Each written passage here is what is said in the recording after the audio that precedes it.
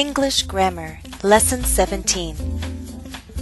Topic: Phrasal Verbs, an Introduction. Phrasal verbs aren't easy to figure out, are they? Do you know what I have here? Grammar books.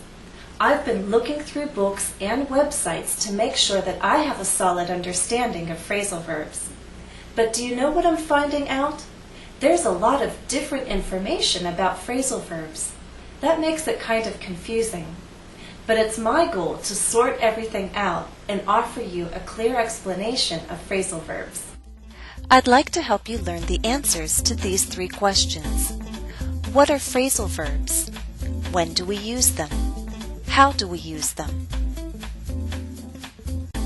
Let's start with our first question. What are phrasal verbs? Phrasal verbs are also called 2-part verbs, 3-part verbs, and multi-word verbs. I like the term phrasal verb. We're talking about a verb and 1 or 2 other short words. Together as a phrase, they have a special meaning. These 1 or 2 other short words can be called particles. When these particles come together with the verb, a new definition is made. The particles change the original definition. This is different from just a verb and a preposition, or a verb and an adverb. Prepositions and adverbs add information, but they don't change the original definition of the verb. Particles do.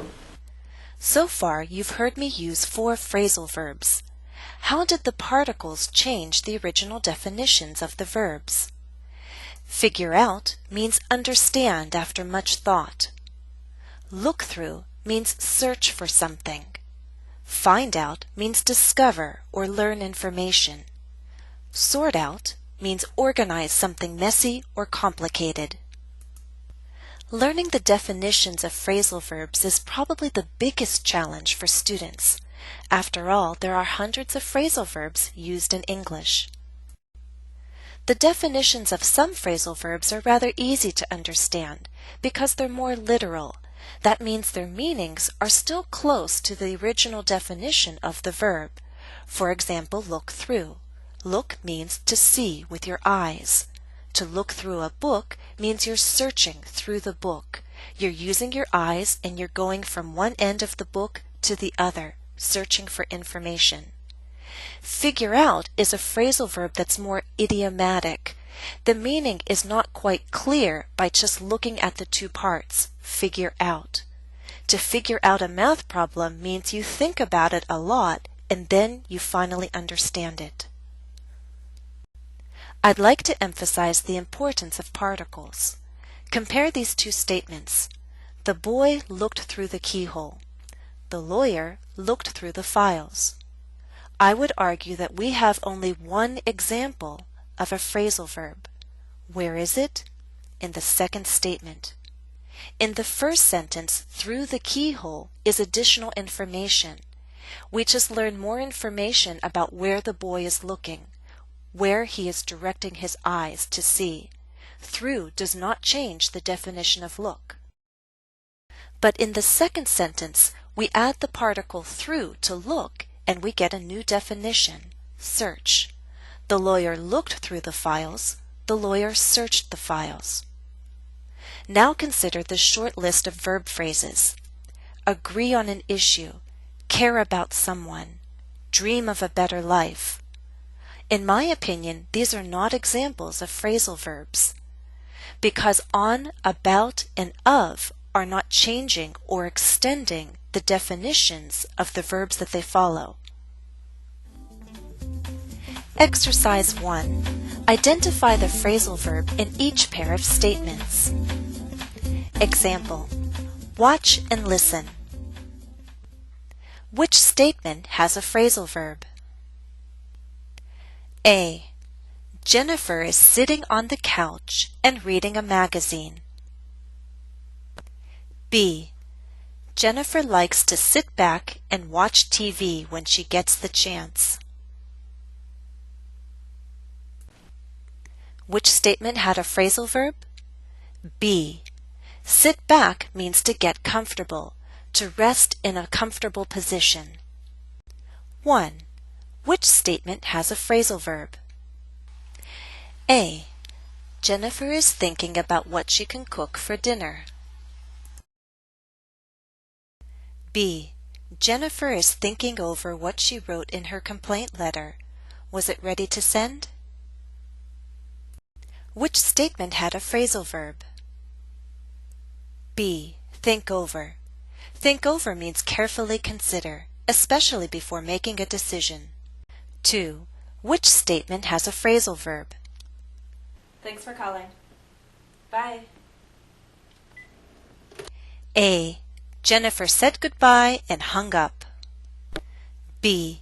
Pictures and photographs hang on Jennifer's walls. Which statement had a phrasal verb? A. Hang up. Hang up means to end a phone call. 3. Which statement has a phrasal verb? A. Jennifer didn't get around to vacuuming until after 2 in the afternoon. B. Jennifer was happy she got her new coat for only $10. Which statement had a phrasal verb? A. To get around to something or get around to doing something means you finally do it after a lot of delay. Let's move on to our second question. When do we use phrasal verbs? Phrasal verbs are common in everyday English. They are often less appropriate for formal speech than their one-word equivalents. For example, come up with is a phrasal verb that means invent, create. Similarly, put together could be replaced with the single verb assemble or prepare. So depending on how formal a situation is, I'll decide whether or not to use phrasal verbs. If asked informally to talk about my work, I would explain that I really enjoy coming up with ideas and putting together lessons for you, my viewers. But in a more formal situation, if asked the same question, I would use different wording. Let me show you some of the changes I would make.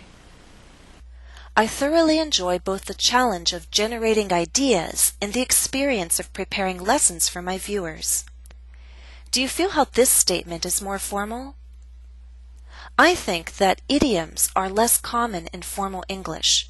So because there are so many idiomatic phrasal verbs, they're more common in everyday English, more informal situations. Exercise 2. Consider the statement as a whole. Which verb is more appropriate? Example. The newspaper reported that the businessman was extremely disappointed to find out or to discover one of his own employees had committed a major crime.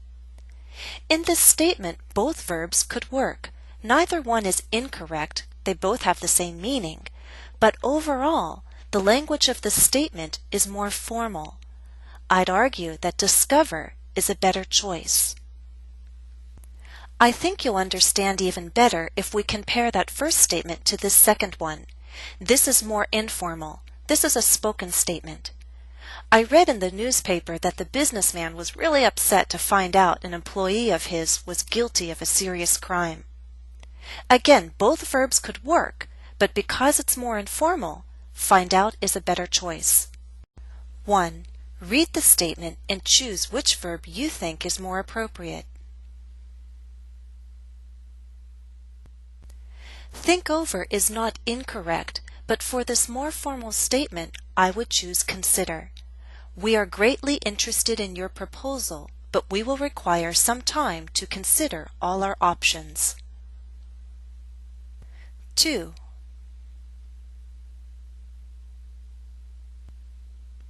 Searches is not incorrect, but for this informal statement, I would choose looks through. It drives me crazy when my sister looks through my things without asking. I have to tell her to stay on her side of the room. 3. Figure out is not incorrect, but I would choose determine. Doctors failed to determine the cause of the illness. However, they were able to reduce the patient's suffering. The third question we must address is how do we use phrasal verbs? That question will be the focus of our next lesson. We'll talk about transitive and intransitive phrasal verbs, and I'll explain how transitive phrasal verbs, verbs that take an object, can be separable or inseparable.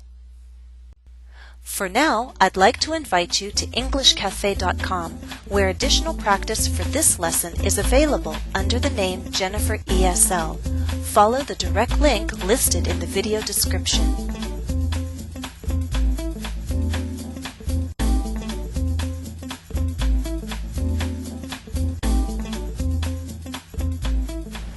We've come to the end of our lesson.